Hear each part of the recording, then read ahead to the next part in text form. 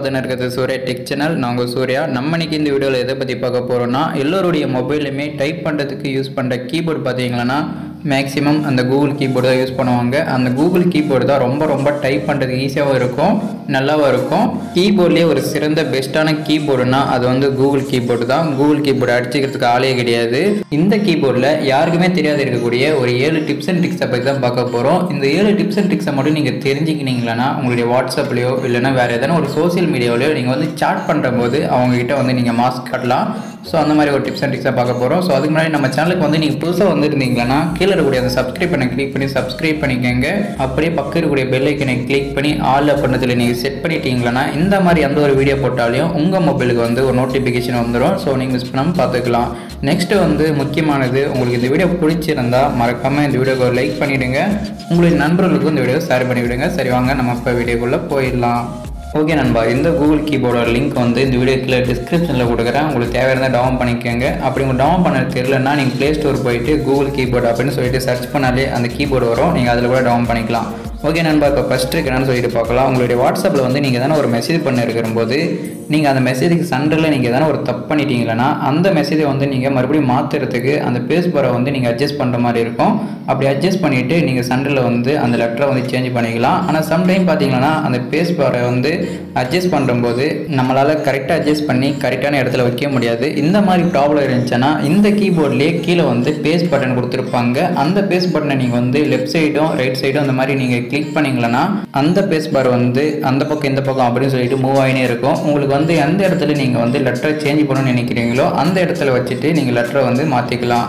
Okay நண்பா, இந்த trick உங்களுக்கு பிடிச்சிருக்கும்னு நினைக்கிறேன். பிடிச்சிருந்தா ட்ரை பண்ணி பாருங்கள். ஓகே நண்பா, செகண்ட் ட்ரிக் என்னன்னா, நம்ம வந்து எதனா ஒரு பேராகிராஃப் வந்து டைப் பண்ணி இருக்கிற போது அந்த பேராகிராஃபில் வந்து எதனா ஒரு சென்டென்ஸ் வந்து தப்பு பண்ணிட்டா அதை வந்து எரைஸ் பண்ணுறதுக்காக சைடில் இருக்கக்கூடிய அந்த இன்ட்டு பட்டன், அதாவது அந்த டெலீட் பண்ணுற பட்டனை யூஸ் பண்ணி நம்ம வந்து டெலீட் பண்ணுவோம்.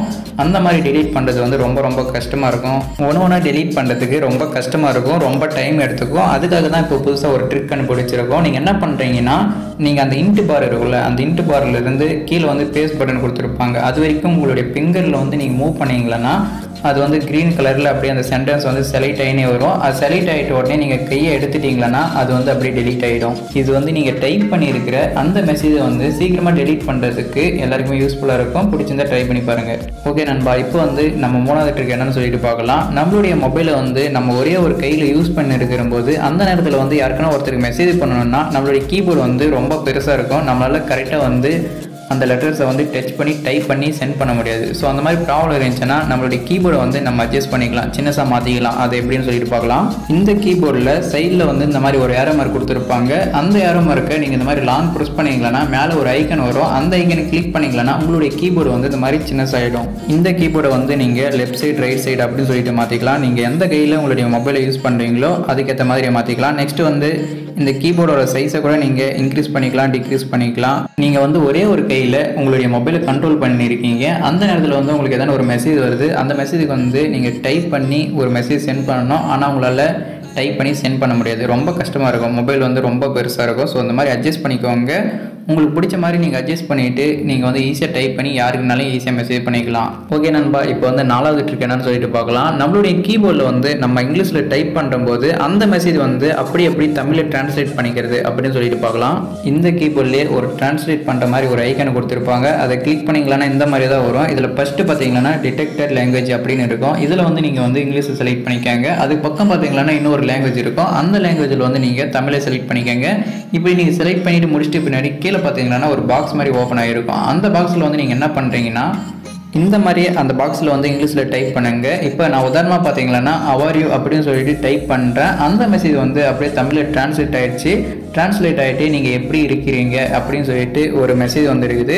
ஸோ அந்த மாதிரி வந்துட்டு பின்னாடி உங்களுடைய நண்பர்களுக்கு வந்து நீங்கள் அப்படியே ஷேர் பண்ணிக்கலாம். மறுபடியும் பாருங்கள், நான் வாட் ஆர் யூ டூயிங் அப்படின்னு சொல்லிட்டு டைப் பண்ண உடனே நீ என்ன செய்து கொண்டிருக்கிறாய் அப்படின்னு சொல்லிட்டு ஆட்டோமேட்டிக்காக அது வந்து தமிழில் டிரான்ஸ்லேட் ஆகிடுச்சு. இந்த மாதிரி நீங்கள் எந்த லாங்குவேஜில் இருந்து எந்த லாங்குவேஜில் வந்து ட்ரான்ஸ்லேட் பண்ணுறதுனாலையும் எல்லாமே இதிலே பண்ணிக்கலாம். நிறைய லாங்குவேஜ் கொடுத்துருக்காங்க. உங்களுக்கு வந்து எதில் டைப் பண்ண தெரியலையோ, நீங்கள் வந்து உங்களுக்கு எதில் டைப் பண்ண தெரியுமோ அதை வந்து நீங்கள் டைப் பண்ணாலே உங்களுக்கு டைப் பண்ண தெரியாத லாங்குவேஜில் வந்து ட்ரான்ஸ்லேட் ஆகிடும். நீங்கள் அது பாயிண்ட் யாருக்குனாலும் ஈஸியாக மெசேஜ் பண்ணிக்கலாம். ஓகே நண்பா, இப்போ வந்து 5வது ட்ரிக் என்னன்னு சொல்லிட்டு பார்க்கலாம். இப்போ வந்து நம்மளுடைய கீபோர்டில் வந்து எதனா ஒரு மெசேஜ் டைப் பண்ணி இருக்கிற போது அந்த மெசேஜ் சென்டர்லையோ இல்லைன்னா அந்த மெசேஜ் ஸ்டார்டிங்லையோ நம்ம வந்து எதனா ஒரு கேபிட்டல் லெட்டரில் டைப் பண்ணணும்னா இந்த ட்ரிக்கை நீங்கள் ஃபாலோ பண்ணுங்கள், ஈஸியாக டைப் பண்ணிக்கலாம். இப்போ வந்து நம்ம எதனா ஒரு லெட்டர் வந்து கேபிட்டலில் டைப் பண்ணணும்னா லெஃப்ட் சைடு இருக்கக்கூடிய அந்த ஏரோ மார்க்கை கிளிக் பண்ணால் மட்டும்தான் நம்மளுடைய கீபோர்டில் இருக்கக்கூடிய எல்லா சென்டென்ஸுமே, அதாவது எல்லா லெட்டர்ஸுமே கேபிட்டல் லெட்டரில் வந்துடும். அதுக்கு முன்னாடி அந்த லெட்டர் செலக்ட் பண்ணி நம்ம வந்து டைப் பண்ணுற மாதிரி இருக்கும். ஸோ இது வந்து ஓல்டு மாடலு. இப்போ புதுசாக வந்து இன்னொரு மாடல் வந்துருக்குது. நீங்கள் வந்து லெஃப்ட் சைடு இருக்கக்கூடிய அந்த ஏரோ மார்க்கை கிளிக் பண்ணி நீங்கள் எந்த லெட்டர் மேலே போயிட்டு இந்த மாதிரி மூவ் பண்ணி வைக்கிறீங்களோ அந்த லெட்டர் வந்து இந்த மாதிரி கேபிட்டல் லெட்டரில் டைப் ஆகிடும். நீங்கள் வந்து வாட்ஸ்அப்லேயோ இல்லைனா வேறு எதனா சோசியல் மீடியாவிலையோ அதிகமாக சாட் பண்ணுறவங்களா இருந்தீங்களா இந்த மெத்தடை நீங்கள் ஃபாலோ பண்ணுங்கள். நீங்கள் சாட் பண்ணுறத வந்து ஸ்பீடு வந்து இன்க்ரீஸ் பண்ணுறதுக்கு இது வந்து ரொம்ப யூஸ்ஃபுல்லாக இருக்கும். ஓகே நண்பா, நெக்ஸ்ட் வந்து 6வது ட்ரிக் என்னன்னு சொல்லிட்டு பார்க்கலாம். இப்போ வந்து நமக்கு எதனா ஒரு மெசேஜ் தேவைப்பட்டுச்சுன்னா நம்ம வந்து எதனா ஒரு வெப்சைட்டுக்குள்ளே போயிட்டு அந்த மெசேஜை வந்து காப்பி பண்ணிட்டு வந்துட்டு நம்ம வந்து டைப் பண்ணுற இடத்துல வந்து லாங் ப்ரெஸ் பண்ணி பேஸ்ட் பண்ணி தான் நம்ம வந்து சென்ட் பண்ணுவோம். ஸோ இது வந்து ஓல்டு மாடல். இப்போ வந்து நீங்கள் நிறைய வெப்சைட்டுக்கு போயிட்டு நிறைய மெசேஜை காப்பி பண்ணிட்டு வந்துட்டு ஒரே இடத்துல வந்து நம்மளால் பேஸ்ட் பண்ணி சென்ட் பண்ண முடியாது. ஒரு மெசேஜை காப்பி பண்ணி தான் நம்மளால் ஒரு முறை தான் பேஸ்ட் பண்ணி சென்ட் பண்ண முடியும். ஆனால் நம்ம நீங்கள் பார்க்க போகிற ட்ரிக் என்னன்னா, எவ்வளோ மெசேஜ் நிறைய வெப்சைட்டில் போயிட்டு காப்பி பண்ணிட்டு வந்துட்டு மொத்தமே எப்படி நம்ம பேஸ்ட் பண்ணி சென்ட் பண்ணுறது அப்படின்னு சொல்லிட்டு பார்க்கலாம். அதுக்கு வந்து நீங்கள் இந்த கீபோர்டில் இருக்கக்கூடிய அந்த 3 டாட்டை கிளிக் பண்ணிங்களன்னா gboard அப்படின்னு ஒன்று இருக்கும். அதை கிளிக் பண்ணி டர்ன் ஆன் அப்படின்றத வந்து கிளிக் பண்ணி ஆன் பண்ணிக்கோங்க. இதை நீங்கள் பண்ணி முடிச்சுட்டு நீங்கள் வந்து கூகுள்லையோ இல்லைன்னா வேறு எதனா ஒரு க்ரோம்லையோ வந்து நீங்கள் எதனா ஒரு மெசேஜை காப்பி பண்ணிட்டீங்க. இப்போ பாருங்கள், நான் ஒரு மெசேஜை காப்பி பண்ணுறேன். நெக்ஸ்ட் வந்து இந்த வெப்சைட்டோட யூஆர்எல்லை வந்து காப்பி பண்ணுறேன். இந்த மாதிரி நீங்கள் நிறைய வெப்சைட்டில் வந்து நிறைய மெசேஜை காப்பி பண்ணுறீங்க. ஓகேவா, நீங்கள் வந்து எவ்வளோ மெசேஜ் வேணும்னாலும் காப்பி பண்ணிக்கோங்க. அப்படி காப்பி பண்ணிவிட்டு நீங்கள் வாட்ஸ்அப்லேயோ இல்லைன்னா இன்ஸ்டாகிராம்லேயோ போகிறீங்க. போயிட்டு பின்னாடி மறுபடியும் அந்த 3 டாட்டை கிளிக் பண்ணுறீங்க. கிளிக் பண்ணிவிட்டு இதில் gboard அப்படின்னு ஒன்று கொடுத்துருப்பாங்க. அதை கிளிக் பண்ணிங்களன்னா நீங்கள் என்னென்ன மெசேஜ் காப்பி பண்ணீங்களோ என்னென்ன யூஆர்எல் காப்பி பண்ணீங்களோ எல்லாமே இந்த இடத்துல வந்து சேவ் ஆகிட்டு இருக்கும். உங்களுக்கு வந்து எந்த மெசேஜ் வந்து நீங்கள் பேஸ்ட் பண்ணணும், அதாவது பேஸ்ட் பண்ணி சென்ட் பண்ணி நினைக்கிறீங்களோ அந்த மெசேஜ் வந்து நீங்கள் செலக்ட் பண்ணிக்கலாம்னா நீங்கள் மெசேஜ் பண்ண இடத்துல வந்து அது வந்து பேஸ்ட் ஆகிடும். அதுக்கடுத்து உங்களுக்கு பிடிச்சவங்களுக்கு வந்து அதை சென்ட் பண்ணிக்கலாம். ஓகே நண்பா, புரிஞ்சிருக்குன்னு நினைக்கிறேன். அப்படி புரிஞ்சிருந்துச்சுன்னா மறக்காமல் இந்த வீடியோக்கு ஒரு லைக் பண்ணிவிடுங்க. நம்ம சேனலில் இருந்து நிறைய பேருக்கு நோட்டிஃபிகேஷனே போக மாட்டேங்குது, அதனால் வியூஸ் கூட போகிறதில்ல. இந்த வீடியோ வந்து நீங்கள் வந்து நோட்டிஃபிகேஷன் வந்து ஓப்பன் பண்ணீங்களா இல்லை உங்களுக்கு நோட்டிஃபிகேஷனே வரலையா அப்படின்னு சொல்லிட்டு மறந்துடாமல் இந்த வீடியோ கீழே கமெண்ட் பண்ணுங்கள்.